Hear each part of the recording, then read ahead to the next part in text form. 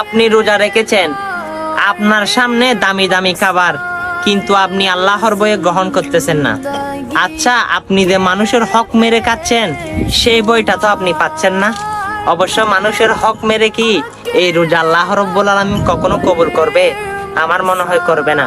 হাসরের ময়দানে আল্লাহ রাব্বুল আলামিন ফেরেশতাদেরকে বলবে, এর কাজের বিনিময়ে এর জবাবদিহিতা আজকের ময়দানে তুমি নাও। তখন একজন মানুষের একটি হক মারার ক্ষেত্রে আপনার 40 বছরের ইবাদত দিয়ে দিতে হবে।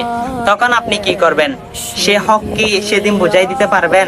অবশ্যই ভালো হয়ে যান। রোজা রমজানের দিনে মানুষের হক মেরে, মানুষের হক নষ্ট করে আপনি আল্লাহর জান্নাত গ্রহণ করতে পারবেন না। অবশ্যই বেশি বেশি যেহেতু শুনেছেন, অবশ্যই এই ভিডিওটা সকল মানুষকে জানিয়ে দেন, মানুষের হক মারা থেকে বিরত থাকুক। আল্লাহ রাব্বুল আলামিন সবাইকে উত্তম হেদায়েত দান করুক, আমিন।